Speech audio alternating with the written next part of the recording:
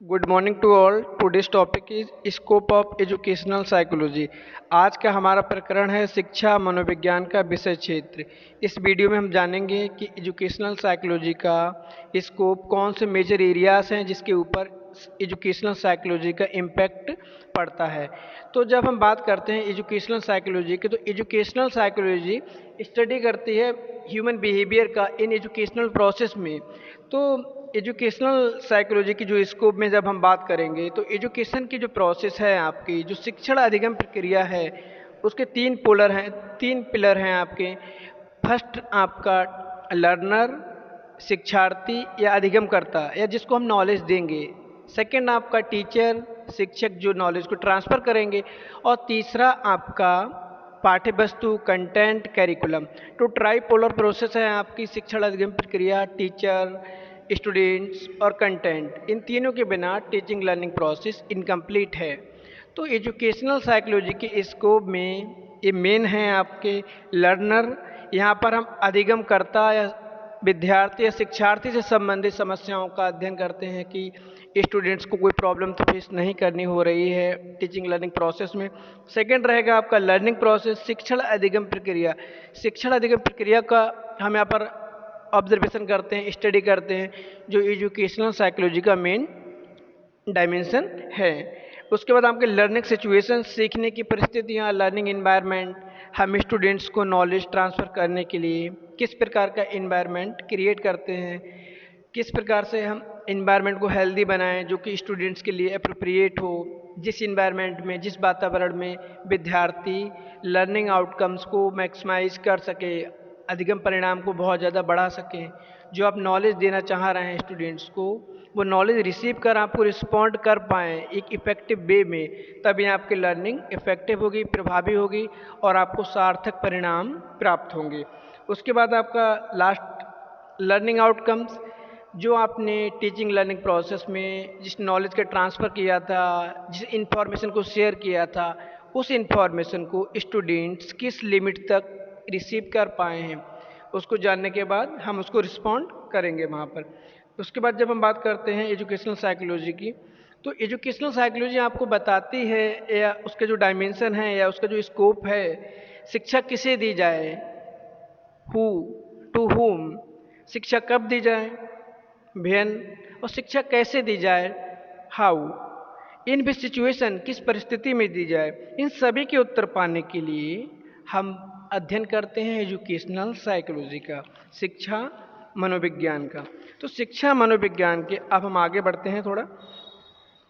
Educational psychology studies the student in educational situation, the process of learning and the result of learning, achievement और product in psychological way। शिक्षा मनोविज्ञान शैक्षिक परिस्थितियों में शिक्षार्थी, सीखने की प्रक्रिया तथा सीखने के परिणाम का मनोवैज्ञानिक ढंग से अध्ययन करता है।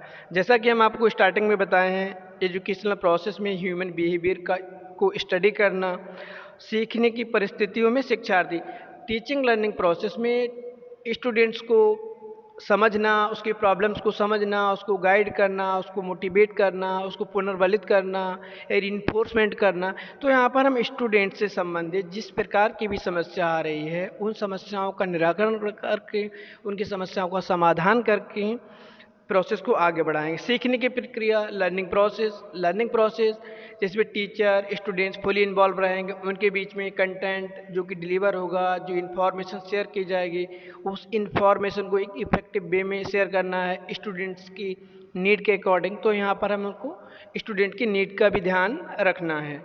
सीखने के परिणाम, जो आपने स्टूडेंट्स के साथ में इंफॉर्मेशन शेयर की है, तो उस इंफॉर्मेशन को स्टूडेंट जो रिसीव करता है, आपको रिस्पॉन्ड करता है, उस लर्निंग आउटपुट को जानना। सीख शैक्षिक परिस्थितियों का, एजुकेशनल सिचुएशन, एजुकेशनल इन्वायरमेंट, सीखने की प्रक्रिया, लर्निंग प्रोसेस और सीखने के परिणाम, प्रोडक्ट ऑफ लर्निंग, इन सभी का अध्ययन करना एजुकेशनल साइकोलॉजी के स्कोप में आता है। आगे बढ़ते हैं। लर्नर, एजुकेशनल साइकोलॉजी की जो मेन डायमेंशन है आपके लर्नर, अधिगमकर्ता या बालक या शिक्षार्थी या जो सीखने वाला है आपका। टीचिंग लर्निंग प्रोसेस में शिक्षार्थी, शिक्षक, कंटेंट। टीचर, स्टूडेंट्स और आपका कंटेंट और करिकुलम। लेकिन जब हम मॉडर्न साइकोलॉजी की बात करते हैं, मॉडर्न एजुकेशन साइकोलॉजी की बात करते हैं या आधुनिक शिक्षा मनोविज्ञान की बात करते हैं, तो यहाँ पर जो स्टूडेंट्स हैं, आपका लर्नर है, आपका वो सेंट्रल पॉइंट है। यहाँ पर टीचर आपका सेकेंडरी है, गॉड है, द्वितीयक है। यहाँ पर हम स्टूडेंट्स को आगे रखते हैं, क्योंकि जो एजुकेशनल साइकोलॉजी है वो एजुकेशनल सिचुएशन में लर्नर को, स्टूडेंट्स को वो इफेक्टिव इन्वायरमेंट प्रोवाइड कराता है। वो जिस इन्वायरमेंट में स्टूडेंट्स को प्रॉब्लम फेस करना ना पड़े, वो अपनी बेसिक नीड के अकॉर्डिंग, अपनी इनेट पावर्स के अकॉर्डिंग सीख सके वहाँ पर। अगला लर्निंग सिचुएशन आपकी किस प्रकार से एटमॉस्फेयर को, इन्वायरमेंट को हेल्दी बनाया जाए, स्टूडेंट्स के अकॉर्डिंग के बनाया जाए, इन चीज़ों का अध्ययन करते हैं। लास्ट आपका लर्निंग आउटकम, जो शिक्षण अधिगम प्रक्रिया में नॉलेज ट्रांसफ़र की, उसके क्या परिणाम आपको प्राप्त हुए हैं। आगे स्किनर की एक डेफिनेशन है आपकी, educational psychology studies the human behaviour in educational situation. It concern with the study of such human behavior and personalities whose welfare, development and guidance happen through the process of learning।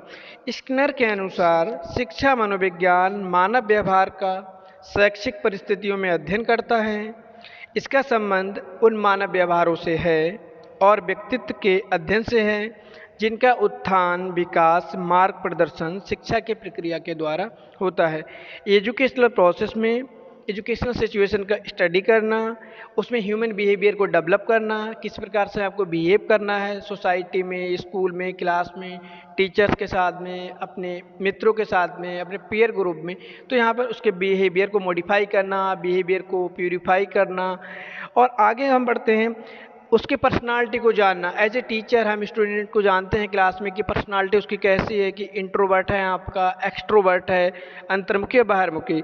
Introvert में क्या होता है, student जानता है सब कुछ है, लेकिन वो अपने एक्सप्रेशन को अभिव्यक्त नहीं कर पाता, अपनी बातों को क्लास में कह नहीं पाता है। कुछ बच्चे ऐसे होते हैं जो कि आपके एक्सट्रोवर्ट होते हैं, बहुत ज़्यादा बोलने वाले होते हैं, तो वो अपनी बातों को आसानी से कह लेते हैं। तो एज ए टीचर हमको जानना चाहिए क्लास में किस बच्चे की किस टाइप की पर्सनालिटी है, किस प्रकार से उसके पर्सनालिटी को हम इम्प्रूव कर सकते हैं। उसके बाद उस बच्चे का डेवलपमेंट किया जा सके। डेवलपमेंट की जब हम बात करते हैं तो physical development, mental development, emotional development, social development, शारीरिक विकास, मानसिक विकास, संवेगात्मक विकास और चारित्रिक विकास की भी हम लोग बात करते हैं। और उसको अगर कोई प्रॉब्लम आ रही है तो मार्गदर्शन करेंगे, उसको हम गाइड करेंगे उसकी नीड के अकॉर्डिंग, क्या उसकी रुचि है, क्या उसका इंटरेस्ट है। सब चीज़ जानने के बाद में हम स्टूडेंट्स को यहाँ पर गाइड भी करेंगे। आगे बढ़ते हैं, क्रो एंड क्रो के अनुसार एक डेफिनेशन है, the subject matter of educational psychology is concern with the condition date affect learning. शिक्षा मनोविज्ञान की विषय सामग्री का संबंध अधिगम प्रक्रिया को प्रभावित करने वाली दशाओं से। जो टीचिंग लर्निंग इन्वायरमेंट है उसमें कौन कौन सी प्रॉब्लम्स आ रही हैं, कौन कौन सी प्रॉब्लम्स टीचर लर्निंग प्रोसेस को अफेक्ट कर रही हैं, उन कारणों को जानना, उनका निदान करना है। आगे हम बढ़ते हैं, जो एजुकेशनल साइकोलॉजी का आपके डायमेंशन है, स्कोप है, एरियाज है, उनकी हम बात करते हैं। फर्स्ट एरिया है आपका एजुकेशनल सिचुएशन रिलेटेड स्टडी, शैक्षिक परिस्थिति संबंधी अध्ययन। तो यहाँ पर जब हम बात करते हैं शैक्षिक परिस्थिति, सिचुएशन कैसे क्रिएट करेंगे। मान लो हम क्लासरूम में 30 बच्चों के ग्रुप को टीच करने जाते हैं, तो हम उस क्लास में जाने के बाद हमको उस क्लास का जो इन्वायरमेंट है वो हेल्दी बनाना है। वहाँ पर कलरफुल चार्ट का यूज़ करेंगे, मॉडल्स का यूज़ करेंगे, एनिमेशंस का यूज़ करेंगे, मल्टीमीडिया का यूज़ करेंगे। वहाँ के जो वॉल पेपर्स लगाएंगे जो कि स्टूडेंट्स को अपनी तरफ अट्रैक्ट करे, उनको हम मोटिवेट करेंगे, उनको हम प्राइज़ देंगे, जिससे कि वो लर्निंग प्रक्रिया में एक्टिवली पार्टिसिपेट करें। तो जब हम बात करते हैं सिचुएशन की या इन्वायरमेंट की, तो situation and environment play a vital role या very important role in teaching learning process. शिक्षण अधिगम प्रक्रिया में जो आपका इन्वायरमेंट होता है, जो आपका वातावरण होता है, वो बहुत महत्वपूर्ण भूमिका निभाता है, क्योंकि हम जिस प्रकार का इन्वायरमेंट देंगे हम वहाँ पर लर्निंग आउटकम्स उसी प्रकार से प्राप्त कर पाएंगे। Without proper environment we can't success. अगर हम बच्चों को उनके अकॉर्डिंग इन्वायरमेंट नहीं देंगे तो हम सक्सेस नहीं हो पाएंगे। The effective environment must for outstanding learning outcome. हम बच्चों को एक ऐसा इफेक्टिव इन्वायरमेंट प्रोवाइड कराएंगे कि स्टूडेंट्स उस लर्निंग प्रोसेस में इस प्रकार से भाग लें कि आपके जो लर्निंग ऑब्जेक्टिव्स हैं उनकी पूर्ति हो जाए, लर्निंग ऑब्जेक्टिव आपको सफलतापूर्वक प्राप्त हो सके। Environment should be well planned and controlled. और जो हम लर्निंग इन्वायरमेंट कंट्रोल करेंगे वो बहुत ज़्यादा वेल प्लान्ड और कंट्रोल रहेगा। स्टूडेंट्स किसी प्रकार का स्ट्रेस वहाँ नहीं लेंगे। उनको अपने एक्सप्रेशन, अपनी अभिव्यक्ति की आज़ादी होगी, अपने अकॉर्डिंग वो चीज़ों को कर पाएंगे, क्योंकि modern time teaching learning process में जो सेंट्रल पॉइंट है आपका लर्नर ही है। तो हम लर्नर की नीड्स को यहाँ पर ध्यान देंगे, उनको बाउंडेशन में नहीं बांधेंगे। अगला पॉइंट है आपका स्टडी रिलेटेड स्टूडेंट। यहाँ पर शिक्षार्थी से संबंधित अध्ययन करेंगे। तो शिक्षार्थी से संबंधित अध्ययन करेंगे। लर्नर और child is the central point of teaching learning process be taught learner और स्टूडेंट्स। हम शिक्षार्थी या अधिगमकर्ता को पढ़ाते हैं। रूसो और पेस्टोलॉजी जो आपके ग्रेट फिलोसफर हैं, उन्होंने टीचिंग लर्निंग प्रोसेस में स्टूडेंट, चाइल्ड, लर्नर को वो प्राइमरी पॉइंट प्रदान किया, वो प्राथमिक स्थान दिया है, जहाँ पर पूरी टीचिंग लर्निंग प्रोसेस स्टूडेंट्स की चारों तरफ घूमती है। तो यहाँ पर हमको स्टूडेंट की पूरी नॉलेज होनी चाहिए, उसका पूरा डेवलपमेंट हमको जानना चाहिए, उसकी बेसिक नीड्स जाननी चाहिए। तो इसी में हम फर्स्ट पॉइंट पे बढ़ते हैं, वंशानुक्रम और वातावरण। वंशानुक्रम और वातावरण। क्लास में टीचिंग करते समय हमारी क्लास में जो स्टूडेंट्स होते हैं तो उनकी हेरिडिटी क्या, जो मतलब पुरानी पीढ़ी के जो आपके गुण होते हैं, माता पिता के जो गुण होते हैं जो आप में ट्रांसफ़र होते हैं, वो हेरिडिटी होती है। इन्वायरमेंट जो आप प्रोवाइड कराएंगे तो हम स्टूडेंट्स के ऐसा इन्वायरमेंट देंगे और उसकी हेरिडिटी को जानेंगे कि उसकी क्षमताएं क्या हैं, वो किस प्रकार से आगे जा सकता है। तो इन्वायरमेंट और हेरिडिटी का स्टडी करना होता है आपको। आगे बढ़ते हैं हम। द विकास की विभिन्न अवस्थाओं का अध्ययन। The study of child developments various stage. यहाँ पर जो स्टूडेंट्स की अवस्थाएं होती हैं, विकास की अवस्थाएं होती हैं, जैसे शैशवावस्था, बाल्यावस्था, किशोरावस्था या आपका बेबीहुड, चाइल्डहुड, एडोलेसेंस। तो इन अवस्थाओं का भी हमको अध्ययन करना है, किस अवस्था में बच्चे का डेवलपमेंट किस प्रकार का था। बच्चा हर स्टेज में अपने एज के according mental level, physical level, emotional level को गेन किया नहीं किया, अचीव किया नहीं किया, उसके अकॉर्डिंग हम स्टूडेंट्स को स्टडी या ट्रीटमेंट देंगे।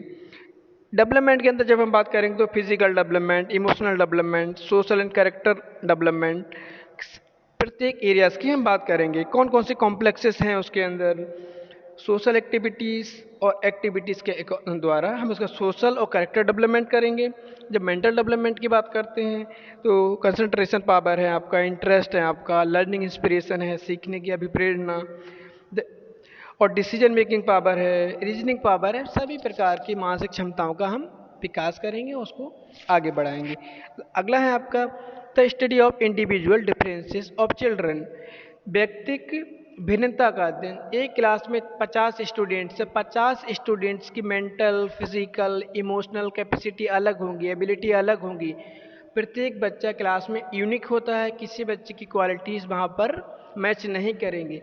तो उनके अकॉर्डिंग हमको ट्रीटमेंट देना है, क्लास को उस प्रकार से फ्रेम करना है कि प्रत्येक बच्चा उस टीचिंग लर्निंग प्रोसेस में इन्वॉल्व हो जाए।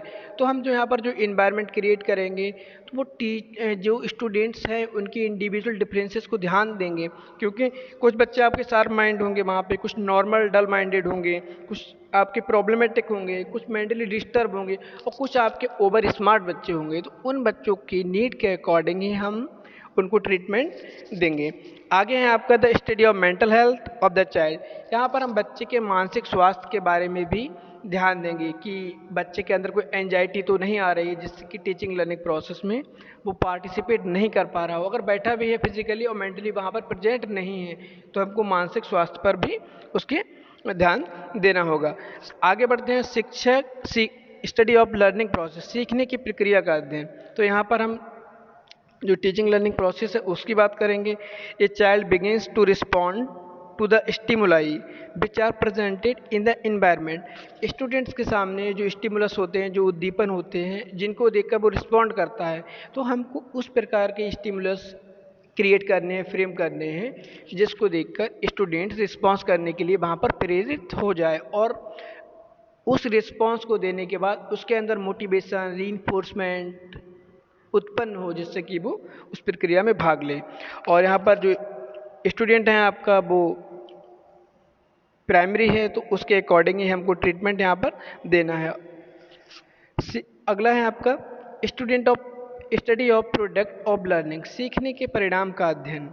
तो यहाँ पर जो हमने टीचिंग लर्निंग प्रोसेस में जो कंटेंट डिलीवर किया है, जो इन्फॉर्मेशन शेयर की है, उसका हम अध्ययन करते हैं कि स्टूडेंट्स हमारे कौन से ऑब्जेक्टिव्स की पूर्ति हुई है, कौन से नहीं हुई है। अगर हमारे ऑब्जेक्टिव्स हमको अचीव नहीं हुए तो क्या रीजन रहे हैं वहाँ पे, उन रीजन्स को जानना, उनको सॉर्ट आउट करना, उनको पूरा कर लेना। आगे आपका शैक्षिक प्रक्रिया का अध्ययन, स्टडी ऑफ एजुकेशनल प्रोसेस। इस एजुकेशनल प्रोसेस में हम school environment, teacher relationship, students problem, all the activities which affect the teaching learning process, हम उन हर एरिया पर, हर प्रॉब्लम पर यहाँ पर ध्यान देंगे। जैसे टीचिंग लर्निंग प्रोसेस में अब हम बात करते हैं तब, तो यहाँ पर नेचर ऑफ लर्निंग आता है। Learning is the result of stimuli, जो हमारा सीखने की प्रक्रिया है वो उद्दीपन के फलस्वरूप जो हम क्रिया करते हैं, जो रिस्पॉन्स करते हैं, वो लर्निंग होती है आपकी। लर्निंग आपका आपके बिहेवियर में पॉजिटिव चेंज होता है। फॉर एग्जांपल बच्चा छोटा होता है, वो नहीं जानता है कि आग से क्या होता है। जब फर्स्ट टाइम वो आग को छूता है, वो जल जाता है वहाँ पर, उसको पता होता है अगली बार से हमको आग नहीं छूना है, तो उसके बिहेवियर में आग को देखने के बाद ही रिस्पॉन्ड करता है, उसका बिहेवियर चेंज हो जाता है, वो डरता है वहाँ पर आग से। फॉर एग्जांपल एक छोटा बच्चा है, मार्केट से केला लाता है या कोई फल लेने जाता है, तो वो फल हाथ में लेके आता है, बंदर वहाँ उससे छीन ले जाता है। तो नेक्स्ट टाइम जब वो जाएगा, उसके बिहेवियर में चेंजेस होंगे, वो जानता है कि केले जो फल हैं, जो फ्रूट्स हैं आपके, उसको बंदर छीन ले जाएगा, तो वो जो फल हैं उनको किसी बैग्स में लेके आएगा। तो यहाँ पर लर्निंग यही है, जब हम अपने बिहेवियर में पॉजिटिव चेंजेस करते हैं। The role of the inspiration in learning, हम बच्चों किस प्रकार मोटिवेट करें।